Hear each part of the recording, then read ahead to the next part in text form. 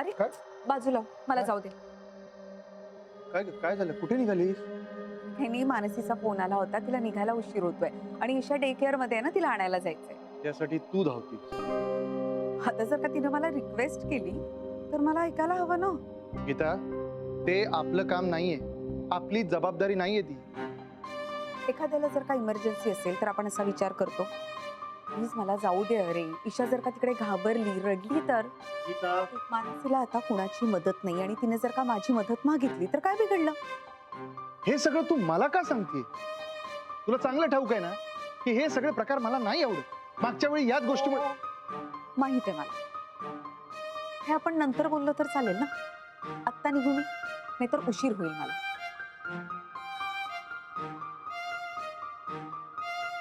मोहन, ये बस जरा, मला बोलायचंय तुझ्याशी. नाही ते ठीक आहे, बोल. तुला वेळ आहे ना थोडा? हो आहे, बोल ना दादा. विक्रांतनी ईशाला इथे ठेवायचा निर्णय घेतला म्हणून तू त्याच्यावर नाराज आहेस, मला माहिती. परवा विक्रांत गेला होता हॉस्पिटलमध्ये. अजूनही काही पेशंट्स त्याच्याकडनं डिलिव्हरी करून घ्यायची म्हणून हट्ट धरतात. तो तिथे गेला होता. एक प्रेग्नंट बाई होती, तिची नाडी बघितली तिने आणि सांगितलं की ताबडतोब तिचं सिझेरियन करा, नाही तर बाळ आणि ती पेशंट दोघांनाही धोका आहे. आणि त्यांचं सिझेरियन केलं आणि लक्षात आलं की मुलाच्या गळ्याभोवती नाळेचा वेढा पडला. वेळेचं ऑपरेशन झालं म्हणून दोघांचे जीव वाचले. आणि हे सगळं विक्रांतमुळे घडलं. नाही ते सगळं ठीक आहे दादा, पण 1.5 वर्षापूर्वी ऑपरेशनच्या वेळी त्याचाच हात थरथरत होता. त्यावेळी सुद्धा ते 2 जीव धोक्यात आले होते. ते सुद्धा विक्रांतमुळेच ना? हो, पण झालं नाही ना तसं. हो, पण तेव्हा तिथे ताई नसती तर? हे बघ, आपण त्याला वेळोवेळी समजावत आलोय, पण त्याने ऐकलं नाही. आत्ताच्या त्याच्या या परिस्थितीला तो स्वतः जबाबदार आहे. आपण काय करणार ना?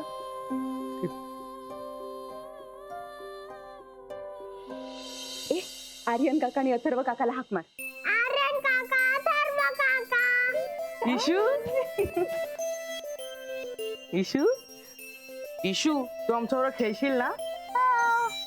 मग आम्हाला पकड. चल चल चल, दहा दहा पकड पकड पकड. पळ पळ पळ पळ पळ पळ पळ. हे हाय. ईशा, हे कोण आहे माहितीये का तुला? हे आहेत मोहन आजोबा. मोर आजोबा. नाही ग, मोहन आजोबा. मंजूबा. बरं बाई. मोहन आजोबा छान आहे ना? मोहन, बोल ना 2 शब्द तिच्याशी. इशू, अरे. इशू, हे काय, तू मला पकडायला आलीस नाहीस? तुम्ही आता इथेच खेळा, जाऊ नका कुठे. मी तिच्यासाठी खाऊ घेऊन येते. चल चल चल चल चल चल चल चल चल. बस इकडे, बस इकडे. Very good.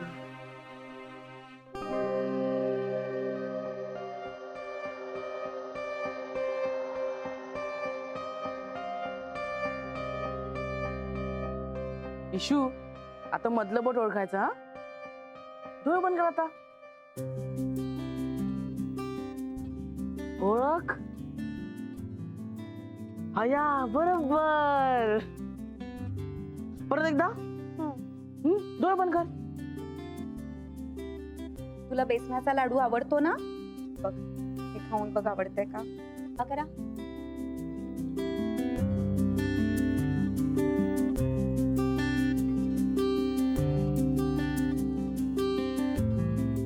हे घे, तू खा. हा,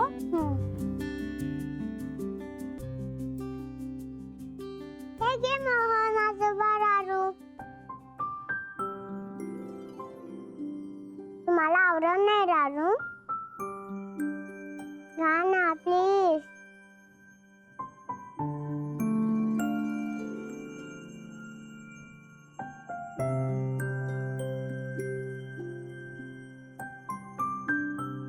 वा वा वा, किती गुणी आहे ही मुलगी.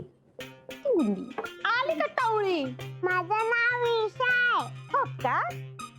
ईशा लई हुशार आहे बेबी ईशा.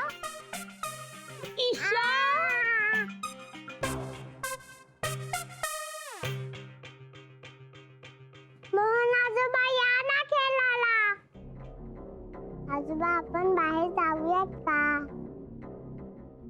मोहन ये ना रे. गीता,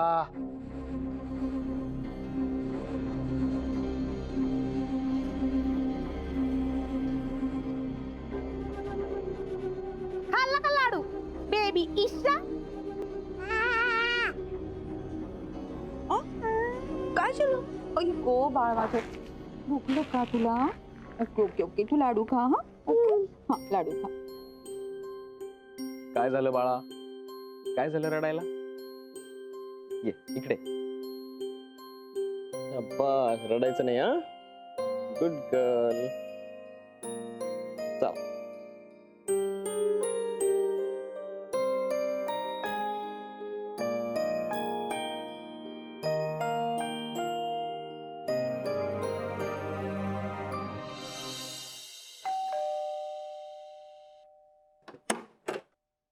अरे ये. थँक्यू सो मच गीता काकी आणि सॉरी त्रास दिल्याबद्दल. अगं काय आहे? एवढं काय त्यात होतं असं. कुठे आहे ईशा? मी निघते लगेच. अगं थांब थांब थांब तिच्यासाठी मऊ भात टाकलाय भरून घेऊन जा. काकी अहो मी टॅक्सीवाल्याला बाहेर थांबायला लावलंय. अगं मग थांबेल ना अजून 5 मिनिटं. आपण भरवल्याशिवाय जायचं नाही इकडनं. बर. कुठे आहे पण ईशा? त्रास दिला नाही ना तिने? हे ग मुलांबरोबर इतकी खेळली आहे ना ती आणि अर्ध्या तासापासून विक्रांतच्या रूम मध्ये बसली. ओ मी तिला घेऊन येते काकी. तुम्ही तोपर्यंत डबा पॅक कराल. मी वाटेत भरवते तिला. चालेल जा.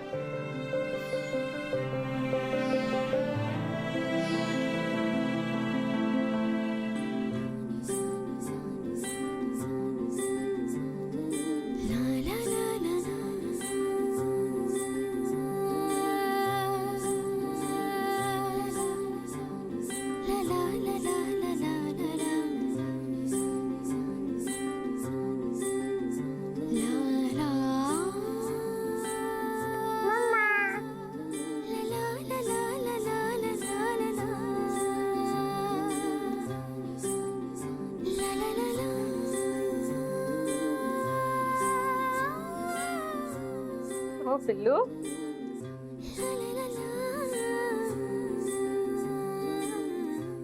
मम्मा तू कुठे होतीस? बेटा मम्माला आज हॉस्पिटलमधून येताना उशीर होणार होता ना म्हणून तिने गीता आजीला तुला पिकअप करायला सांगितलं. Okay mamma.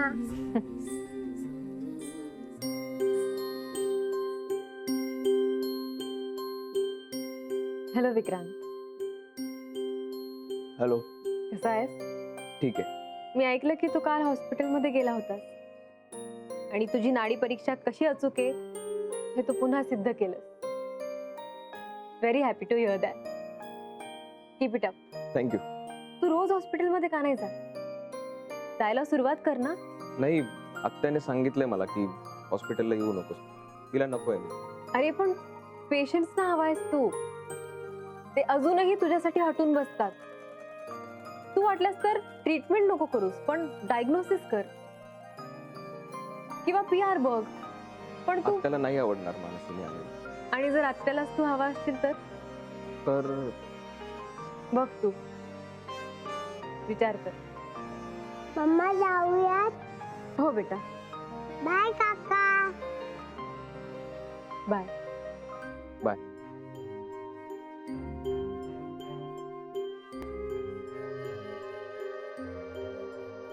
गीता काकी निघालो आम्ही. आले. भरवल्याशिवाय तिला झोपू देऊ नकोस हा. खूप दंगा घातलाय तिने. हो हो नक्की.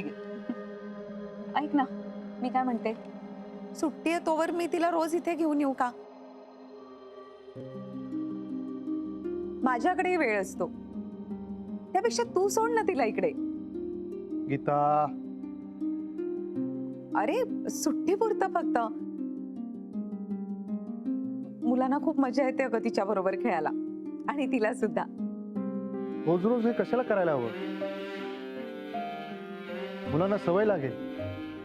काका तुमचा राग अजून गेलेला दिसत नाही. का जाईल राग माझा? असं काय वेगळं घडलंय ज्यासाठी मी राग माझा विसरू? जाऊ दे मानस. त्याला नाही आवडत. आणि त्याने एकदा काही ठरवलं की तो बदलत नाही. पण काका तुम्ही प्लीज तुमचा राग ईशावर नका ठेवू. मी कोणावर रागवायचं आणि कोणावर प्रेम करायचं हे कुणीही मला समजवायची गरज नाही. ते माझं मला कळतं. जी गोष्ट मला नाही पटली ती नाही पटली. ती मी पटवून घेण्यासाठी माझ्यावर जबरदस्ती का? काका प्लीज. मला समजवण्याचा प्रयत्न कुणीही करू नये. कुणीही. या मुलीचे सगळे लाड तुम्हाला करायचे तुम्ही करा, पण तेच लाड मी करावे असा आग्रह कोणीही मला करू नये आणि माझ्याकडून ते जमणार पण नाही. त्या मुलीचा माझा काही संबंध नाही, माझं काही नातं नाही. तिच्यावर खोटं खोटं प्रेम करणं मला शक्य नाही. खरी काका. गीता काकी येते मी. मम्मा जायचं? हो बेटा, आता निघतोच आहे आपण. काय म्हणतो बा?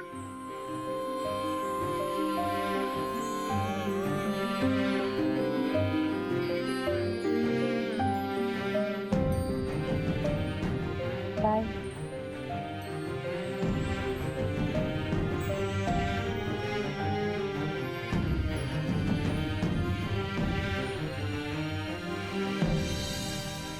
मानसी,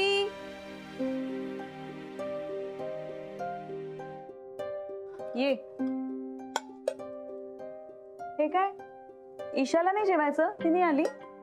अगं ती झोपली, मी तिला वाटेतच भात भरवला. ओके, ये बस, मी थांबले तुझ्यासाठी. नाही नको सई, मला जेवावंसं नाही वाटत. ए असं काय ग, एक घास खा, वाटेल तुला जेवावंसं. बस बस. आणि तुला माहितीये का, मी तुझ्या बरोबर जेवणासाठी थांबलीये म्हणून आजी आजोबा जेवून झोपलेत. बस. भाजी.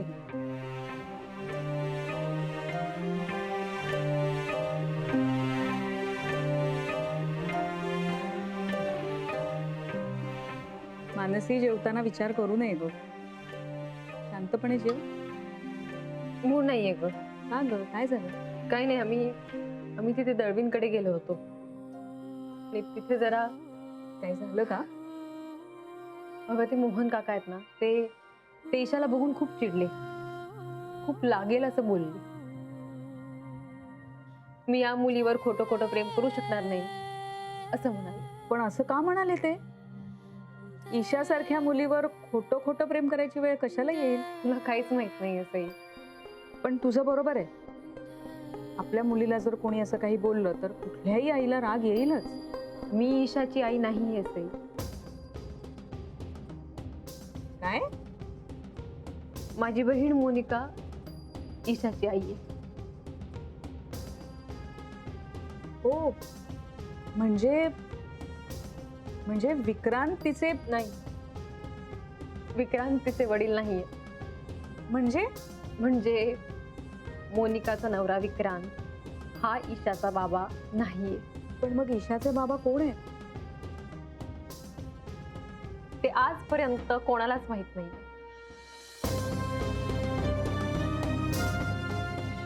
पण कोणालाच माहित नाही म्हणजे? तुझ्या ताईला तर माहिती असेलच ना? तिलाही माहिती नाहीये. कसं शक्य आहे हे? शक्य आहे की नाही आम्हाला माहित नाही, पण ते तिलाही माहित नाही असं ती आम्हाला सांगत आली. पण असं कसं ग? मला याचा अर्थच लागत नाहीये. जाऊ दे सई, तू नको विचार करू. नाही, मला तर काही सुधरतच नाहीये. म्हणजे असं असेल का की तिला कोणी आधी बॉयफ्रेंड होता का? त्याने तिला फसवलं? नाही, पण मग ती तुम्हाला का नाही सांगणार? हे सगळं लग्नाआधी. अगं ताईची लाईफस्टाईल खूप वेगळी होती. ती एका इव्हेंट मॅनेजमेंट कंपनीत नोकरी करत होती.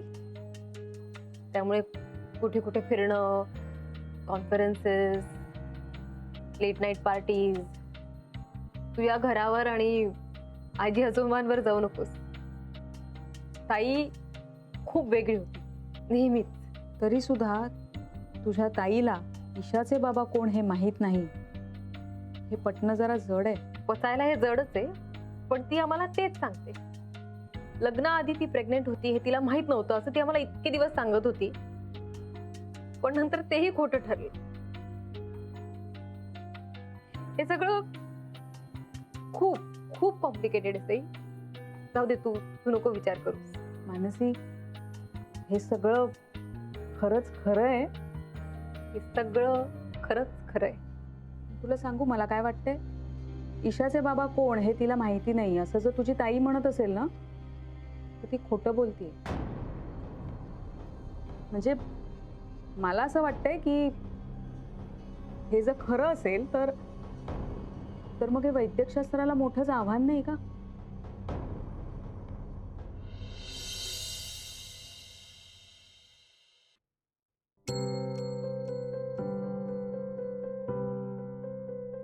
अरे चला, बसलात काय? आंघोळी करायला जा. सुट्टी लागली म्हणजे सगळं आरामात करायला हवं असा काही नियम नाही आहे. चला चला चला चला. आणि तो विक्रांत दादा बाहेर जातो ना, त्याच्याबरोबर खरं तर तुम्ही वॉकला जायला हवं. चला. अरे चला उठा, तुमच्यासाठी दूध करते मी. चला चला. आई आज पण येणार ईशा? आता ती रोज रोज इथे कशाला यायला हवी? बाबा त्यासोबत खेळायला ना खूप मजा येते ना. ती किती गोड बोलते ना. ती गोवडी बोलायला लागली ना का हसायलाच येते. आणि तुला माहितीये ती येल्लो कलरला काय बोलते? काय? Yellow colour. हे बस झालं हा तुमचं. तुमच्याकडे काही दुसरा विषय नाहीये का? खरं तर माझंच चुकलं. या दोघांना सुट्टीत ना एखाद्या वर्कशॉपला नाहीतर कॅम्पला पाठवायला हवं होतं. नाही, इथे घरी बसल्या बसल्या तिच्याशिवाय दुसरं कोणी खेळायला नाहीच आहे. बाबा आमचे मित्र आहेत, पण आम्हाला ईशा बरोबरच खेळायला आवडतं. आई प्लीज ग तिला बोलाव ना. प्लीज गाई. बस झालं, बस. खूप ऐकून घेतलं तुमचं. ती या घरात येणार नाही, कळलं? परत परत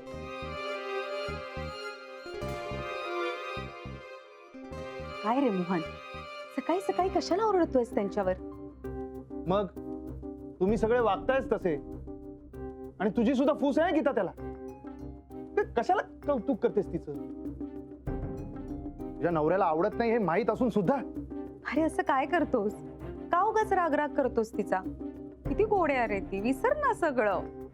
ती घरात आली ना की असा घराचा रंग सगळा बदलतो. अरे किती वर्षांनी या घरात एक गोडुली आलीये. प्लीज एन्जॉय कर. ती गोडुली आपली नाहीये गीता, आणि तिच्यामुळे आपल्याला घर सोडून जावं लागलं होतं. हे विसरलीस का? हा? आले. आले आले. अरे थांबा ना जरा, ही घाई लागलीये. ही कुठली पद्धत आहे बेल वाजवायची? काय झालं? मला कशाला वरडताय? आता आत यायचं म्हणजे बेल नको का वाजवायला? बाजूला. अगं ए ए काय वाद कोणाशी घालतेस का? आज मूड ऑफ दिसतोय. गप्प बस ना तू. आणि काल तेवढ्याशा मुलीला का रडवलंस? अहो किती गोड आहे ती बेबी ईशा. या पुढे तिच्या अंगचटीला जायचं नाही कधीही, कळलं? मी काय मुद्दाम नाही रडवलं तिला. मला ती लई आवडली ना म्हणून घेतला गालगुच्चा. ईशाला हात लावायचा नाही, कळतंय का तुला? पोरीवर प्रेम केलं तरी बी चालत नाही या लोकांना. कसली माणसं आहे. तोंड सांभाळून बोला तू. एकतर तुला या घरातल्या माणसांबद्दल बोलायची काही गरज नाहीये. नोकर आहेस ना, मग नोकरासारखीच वाग. नोकर माणूस आहे म्हणून कसं बी बोलतात मला.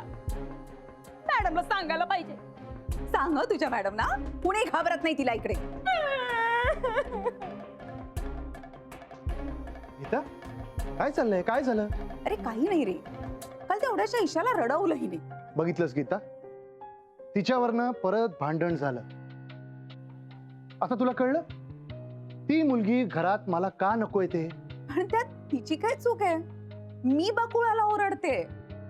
केवढा जोरात गालगुच्चा घेतला बकुळानं तिचा. कळवायली पोर. मी तेच म्हणतोय ना, त्या मुलीवरनं घरात कलह होणार हे तुम्हाला कसं कळत नाही? अरे असं का बोलतोयस? ईशा केवढी गोड आहे अरे. ती काहीच म्हणत नाहीये, हे सगळं मी म्हणतेय. तू का उगाच राग करतोयस तिच्यावर? तुझ्या रागाचं कारण सुद्धा तीच आहे.